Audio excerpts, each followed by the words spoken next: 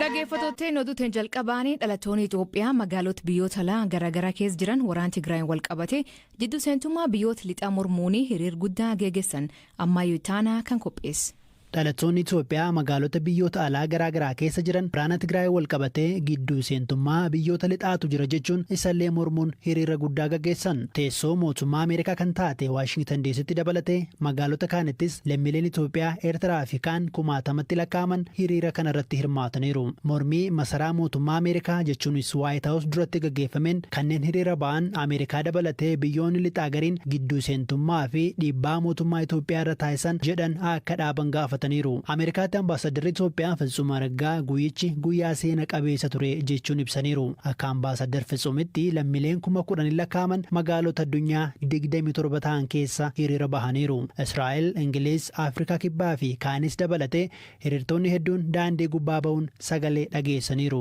Waraanni Tigraay waggaa dura eegale erga naannolee biraatti ce'es baatiiwwan muraasa lakkaa'amaniiru. Mootummaan Itoophiyaa lola kanaan dhimma keessoo biyyaati jechuun ibsa. Biyyoonni lixaa fi kaan immoo waraanni furmaata miti mariin furamuu qaba jechuun irra deddeebii yaada dhiyeessu. Mootummaan miidiyaaleen idil addunyaa biyyoota alaa haalli waraanaa kanatti gabaasan sirrii akka hin taanee fi finciltoota TPLF'if kalloo godha jechuunis irra deddeebiin kaasa. Kanneen hiriira magaalota garaagaraa keessatti hirmaatanis dhimmoota kanneen irra deddeebiin kaasanii morman.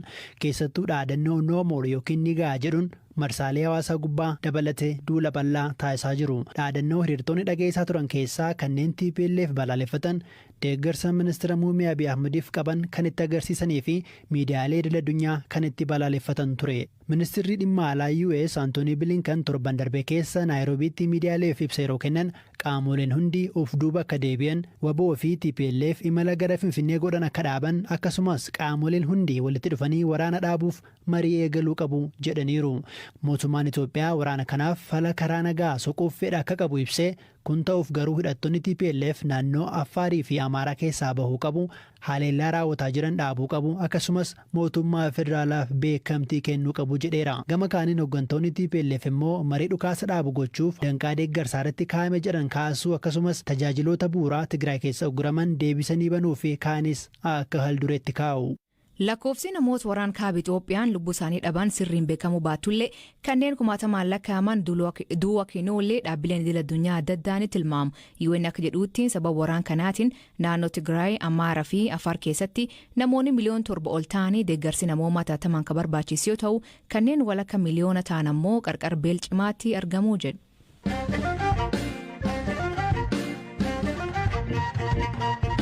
Godin Shaawaa Lixaa aanaa miidhaqaanyee keessatti aangawoonni mootummaa 3 ajjeefamuu BBC'n aangaa mootummaa irraa odeeffate. Kanneen ajjeefaman keessaa qondaalaa Paatii Badhaadhinaa Aadde Daraartuu Tasfaayee, itti gaafatamaa himaataa aanichaa obbo Lammii Gabree akkasumas ogeessa waldaa hojii gamtaa obbo Wandimuu Dhugaasatti. Itaanan bulchaa aanichaa obbo Abdannaa Abishuu miidhamee hospitaalatti yaalamaa jira. Aangawoonni kunniin adoo Amboo galaa jiranii jidduutti ajjeefamuu Komishinii godinichaatti kominikeeshinii godina lixaa dhiifama kominikeeshinii godina Shaawaa Lixaarraa obbo Tasfaayee Mireessaa BBC'tti akkaataa ajjechaan kun itti raawwate ammayyuu itaanaa dubbii hima Paatii Badhaadhinaa Oromiyaa obbo Gizaachoo Gabbisaa gaafate. Namoota iddoo adda addaattis ta'u namoota 3 humni ajjeese yaa'uun beekamaa humna Abaa Shateeti. Namoota kana keessaa tokko dubartiin jirti kan konkolaataa keessaa buusanii akkuma barame akkaataan ajjechaa isaanii namummaafis sabummaas kan of keessaa hin qabne gara jabinaan kan raawwatudha. Uummata keessatti iddoo da'oo qabatanii bakka humni nageenyaa hin jirretti qaama geejjibaan deemu geejjibuma uummataatiin nama deemudha. Nama uummataaf hojjetudha namni kun. Godina Shaawaa Lixaa keessatti hojiin tarkaanfii olaantummaa seera kabachiisuu fudhatamaa jira. Aanaalee akka Abuna Gindabaratti fa'itti tarkaanfiin wal fakkaatu jalluutti akkasumas aanaalee kaan keessattis fudhatamaa hin jira. Tarkaanfiin kun itti fufiinsaan kan hojjetamaa jirudha. Humni bosona da'oo godhate kun ammas ajjechaa, saamicha, qabeenya uummataa gubuu, manallee gubuun jira. Amma mana namaa gubuutti. Tarkaanfii fudhataati kan jiranii kan ammoo uummanni ifattees balaaleffachaa kan jirudha. Gochi kun itti fufiinsaan haadha daa'imaa jechaan jiru abbaa ijoollee abuna Gindabarateetti karaa wal fakkaatuun maatii tokko keessaa hanga nama 3 kan ajjeesan illee jira. Kan hooggansa mootummaa qofatu hin ta'in siviilii namoota nagaa maatii qe'ee isaanii jiran ijoollee barattoota daa'immanis dabalatee iddoon itti ajjeesanii jira. Tarkaanfii wal fakkaatu humni kun iddoo adda addaatti da'eeffatee karaa dhokateen tarkaanfii fudhachuutti argama.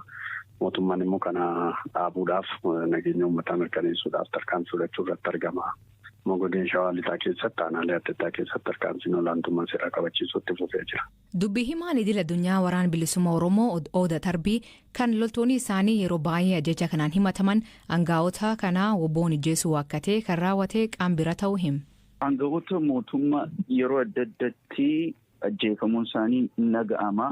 Yeroo baay'ee quba nutti qabama. Garuu akka seera keenyaatti aangaa'ota mootummaa yoo ta'aniyyuu yoo akka balleessaa qabu yooma jedhamaniyyuu akka seera keenyaatti taargetii gochuu orkaadha. Bakka baay'eetti riippoortiin kan bira ga'aa jiru hojiuma akkasiin kan qaama adda addaanii gaggeeffamaa jiru nu bira ga'aa jira. Ajjechaatti dabalee nama godhanii maqaa wobootiin birrii namarra dimaandii kan godhaa jiranis jira. Waan akkasii walumaa galatti hin balaaleffanna. Nama nagaatti argatu gochuun waan nu bira fudhatama qabu miti. Kanuma dhagaa karaa keenyaa ilaalchi nu hin qabnu.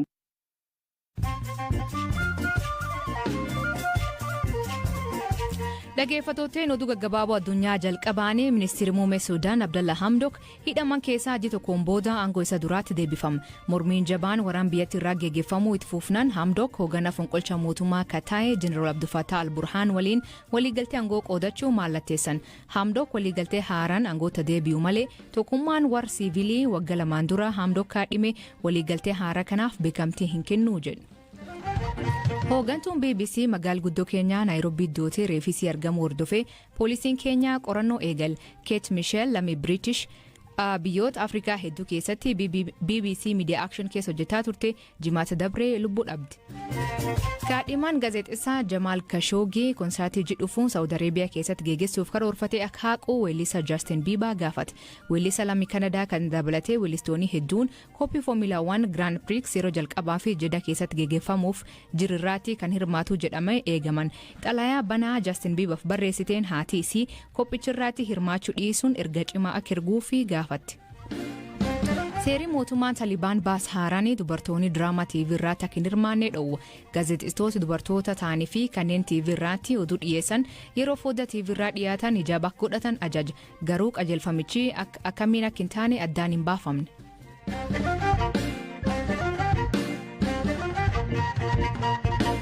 Jimaata dabree walitti bu'insi godina Shawaa Lixaa saba Amaaraa fi Oromoo jidduutti uumameen namoonni 22 ol ajjeefamuu qabeenyi barbadaa'uu fi namoonni hedduun qe'ee isaanii irra buqqaa'uu jiraattonni BBC'tti himan. Haleellaa aanaa noonnoo gandoota Mattuu Sillaasee, Mattuu Qeendee fi Taltalee Beerree keessatti raawwateen namoonni dhabamuu fi kaan madaa'uu himan. Jiraatan ganda Mattuu Sillaasee obbo Bulloon ka haleellaa kanaanii ilmi isa dhabee hidhattoonni Amaaraa shane barbaan jechuun mana isaanii diiganii qabeen isaanii balleessuu hima. Dabalataan hagammaa tasgabbiin akka hin jirre ibsa. Bulchaan aanaa Oromoorraa meeshaa guureettidhe zimmi jedhee nu ficcisiise innaa kana shanee eegaa jedhee itti kennee inni shanee dhiisee uummanni Oromoo hunduu shanee dhabee uummata Oromoo amma jiru mul'isee ficcisiise. Meeshaa torbee lamaan darbe keessa guure 22 amma onaa du'anii jiru. Namoonni immoo rukutamanii ciisaa jiran namoota 4. Kanumallee mana yaalaatiin karaa gahaa nu dhabnee bulchaan aanaa ambulaansii jirullee nuuf dhiyeessuu dide. Amma kun asitti reeferiin nama 4 barraa'ee amma yoowwanaa kan jimaata darbee rukutaman irraa iddoo kana ciisaa jiru asitti as qayyaamaa jiru. Ganda Beerree keessaas amma edallee mana 18 gubame. Namoonni 3 du'anii jiru. Jiraatan biraa kan maqaan isaa dhaamiin barbaanne haleellaan kun erga shaneen uummata Amaaraa irratti tarkaanfii fudhateen booda uumamee jedha. Hidhattoonni kunneen Amaarri kunnaani isaan uummata Oromoo kan waliin jiraatan irratti tarkaanfii fudhatanii jedha. Walitti bu'iinsi jalqaba qaama shanee jedhu ajjeechaa fi gubannaa uumee ture. Sanaan shanee jechuun Oromoo kan jedhuun immoo Oromoo naannoo sana jiran irratti tarkaanfii fudhachuu jalqaban. Wanta akkasii jira. Namoonni baadiyyaa keessatti bakka tokkottis awwaalamanis jiru. Magaalaa keessas kan mirmannaa deeman kan deddeebi'anii jiru. Bulchaa naannichaa obbo Warqina Furgaasaa lakkoofsi namoota du'anii 20 ta'uu mirkaneessee garuu uummata hiikachiisuun akka isaan miidhaman adoo hin taane waraan kanaa harki diina galuu dhowwuu jedha.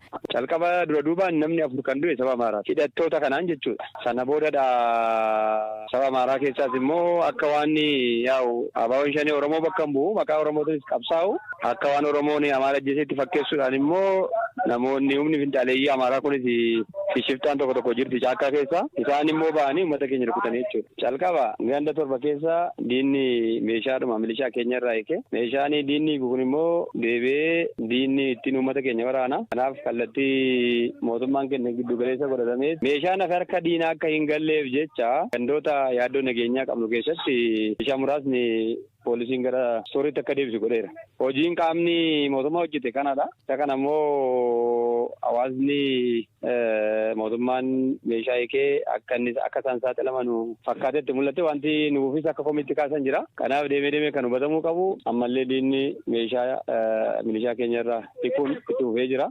Tasgabbaa jechuu hin dandeenya. Haleellaan akkanaa yeroo baay'ee erga wobboon tarkaanfii Amaarraa fudhateen booda raawwachuu himan.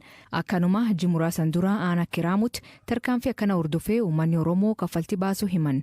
Himata kanaan wal qabatee kan dubbifne dubbii himaan idil addunyaa waraan bilisummaa Oromoo Oda Tarbii loltoonni isaanii sabbira waraanu waakkatee uummata Oromoo rakkoo keessa hin galchine hima.